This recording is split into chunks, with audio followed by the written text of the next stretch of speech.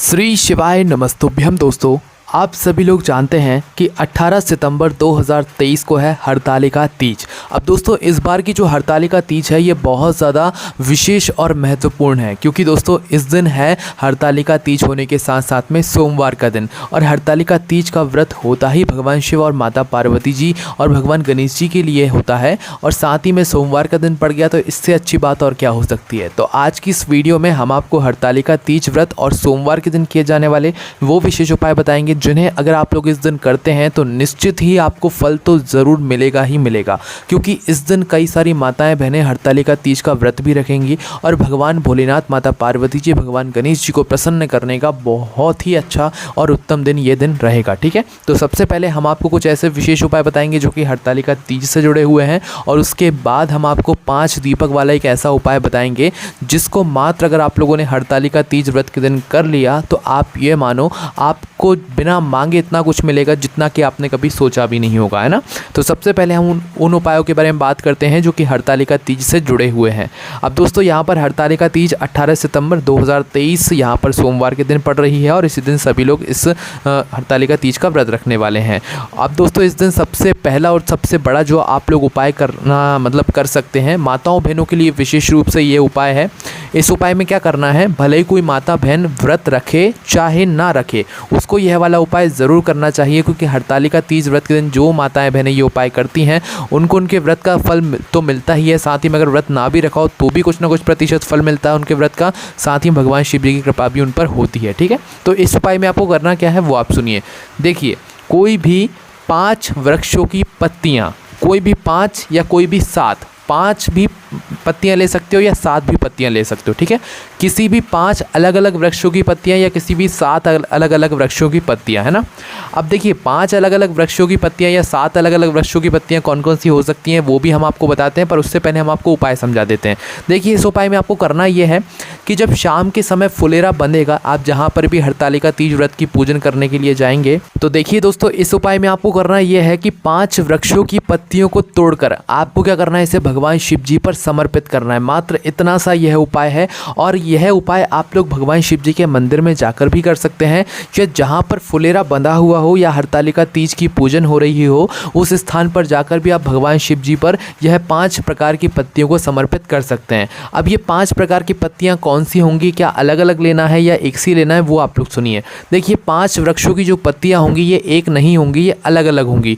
एक वृक्ष की एक ही पत्ती होगी, दूसरे वृक्ष की भी एक ही पत्ती होगी। ठीक है, तो उदाहरण के लिए हम आपको 5 वृक्षों की कोई भी पत्तियां बता देते हैं जो कि आप लोग तोड़कर इस उपाय में उपयोग कर सकते हैं। देखिए, पहला तो एक आम का पत्ता आप लोग ले सकते हैं, और दूसरा जो अमरूद होता है, भी होती है, उसका एक पत्ता ले सकते हैं। तीसरा आप लोग जो गुलाब का फूल होता है उसकी पत्तियां ले सकते हैं। चौथा आप लोग जो भी भगवान शिव जी पर सफ़ेद फूल होते हैं उसकी एक पत्ती ले सकते हैं। 5वें नंबर पर जो पीला कनेर का फूल आता है उसके वृक्ष में जो एक पत्ती लगी हुई होती है वो एक पत्ती ले सकते हैं। ठीक है, इस प्रकार से ये 5 वृक्ष हो गए। 5 वृक्षों की हमने एक एक पत्तियां ले ली, और एक एक पत्तियों को लेकर इकट्ठा करके भगवान शिव जी के मंदिर पहुंचे। प्रातःकाल सुबह सुबह गए हैं तो शिव जी पर जल वगैरह चढ़ाकर उसके बाद में आप यह 5 पत्तियों को एक साथ जमा कर भगवान शिव जी पर श्री शिवाय नमस्तुभ्यम बोलकर समर्पित कर दीजिए। ठीक है, उसके बाद भगवान से कुछ नहीं बोलना है, बस प्रार्थना करके अपने घर वापस आ जाना है। या तो अगर आप लोग सुबह इस उपाय को कर लो और शाम को भी करना चाहो तो 5 वृक्षों की पत्तियों को और अलग से रखना, और जहाँ पर भी आप हरतालिका तीज व्रत की पूजन करने के लिए जाओ वहाँ पर भी उस फुलेरा के नीचे भगवान शिव जी पर आप यह 5 प्रकार की पत्तियों को ज़रूर समर्पित करना, और भगवान से अपने मन की विनती ज़रूर बोलना। आपकी वह विनती बहुत जल्द ही पूर्ण हो जाएगी, है ना।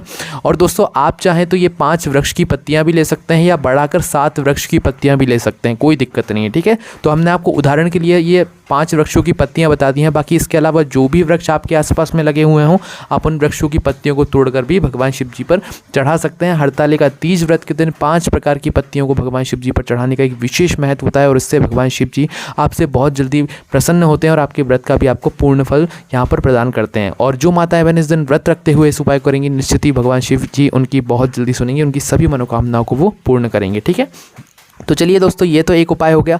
अब हम बात करते हैं अगले उपाय के बारे में। और दोस्तों, यह उपाय आप लोगों को आपके व्रत का फल भी दिलाएगा। अगर आप व्रत नहीं भी रखते हैं तो भी आप इस उपाय को कीजिएगा।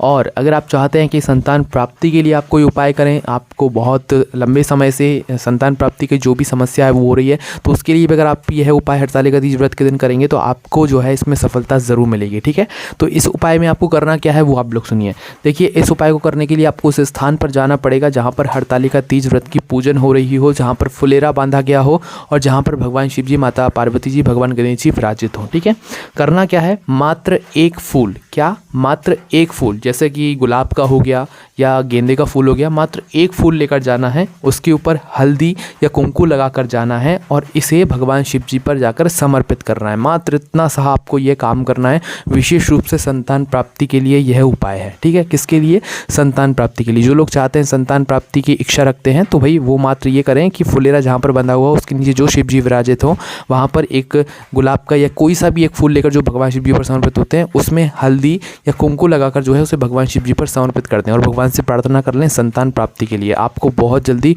बहुत अच्छी खुशखबरी यहाँ पर देखने के लिए मिल जाएगी। ठीक है, उसके बाद में दोस्तों, इस दिन फुलेरा का दर्शन आपको विशेष रूप से करना है। चाहे आपने व्रत रखा हो चाहे ना रखा हो, कोई दिक्कत नहीं है, क्योंकि इस फुलेरे के मात्र दर्शन करने से ही आपको आपके व्रत का पूर्ण फल मिल जाता है। साथ ही में कई प्रकार के दानों का भी आपको इस उपाय को करने से फल मिलता है। ठीक है, तो दोस्तों ये तो उपाय हो गए हरतालिका तीज व्रत से जुड़े हुए। अब हम आपको बताते हैं वो 5 दीपक वाला उपाय, जो कि जो भी माताएं बहनें इस हरतालिका तीज व्रत के दिन, इस सोमवार के दिन करेंगी, उनको भगवान शिव जी बहुत कुछ प्रदान करेंगे। ठीक है, अब ये 5 दीपक वाला जो उपाय है दोस्तों, ये दीपक वाला उपाय आपको हर प्रकार की दुख और समस्याओं से मतलब बाहर निकालेगा और आपकी मनोकामनाओं को पूर्ण करवाएगा। ठीक है, तो दोस्तों इस उपाय को आपको करना शाम के समय ही है, मतलब प्रदोष काल में लगभग 6 बजे के बाद में कभी भी आप इस उपाय को कर सकते हैं। ठीक है, इस उपाय में आपको करना क्या होता है वो आप बहुत ध्यान से सुनिए। देखिए, इस उपाय में आपको 5 जो है दीपक तैयार करने होते हैं। अब ये 5 जो दीपक रहते हैं ये आपको आटे के लेने होते हैं, मिट्टी के नहीं लेने होते हैं ना।